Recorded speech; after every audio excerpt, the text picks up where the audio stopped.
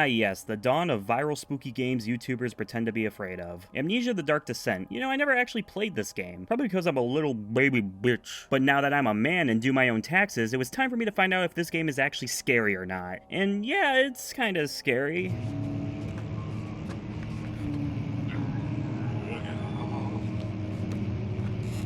In Amnesia: The Dark Descent, you play as Daniel, who wakes up in a dark abandoned castle and seems to have amnesia. Who would have guessed that? While exploring the dark halls, he finds a note that is addressed to him by himself. It seems Daniel had given himself amnesia so he could forget some awful stuff that happened. Then pre-amnesia Daniel begs post-amnesia Daniel to find and kill the Baron of the castle, Alexander. God willing, the name Alexander of Brandenburg still invokes bitter anger in you.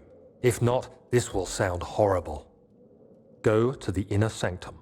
Find Alexander and kill him. A pretty simple but intriguing setup to be sure. I dig the mystery aspect as to what exactly could have been so terrible that Daniel would want to give himself amnesia to forget it. And the notes you find along with the flashbacks Daniel have really set the mood of being at the site of some ungodly experiments. And some of those experiments are still here.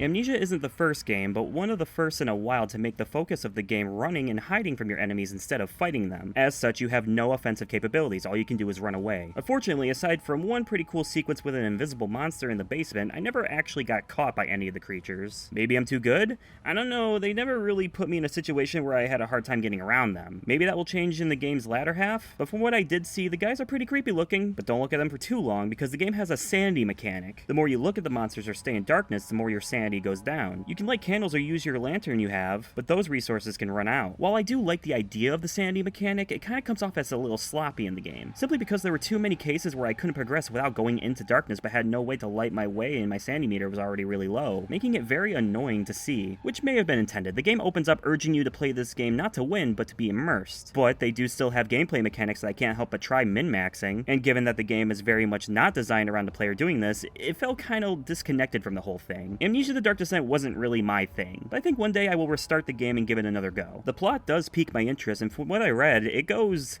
kinda wacky by the end. It might be your thing if you like this kind of game though, in which case I highly recommend it. What it lacks in gameplay, it makes up for in atmosphere, and clearly that was the focus. But overall, I'd say it's a perfectly fine spooky time if you don't mind a game that wants to immerse you rather than give you a fully rounded experience.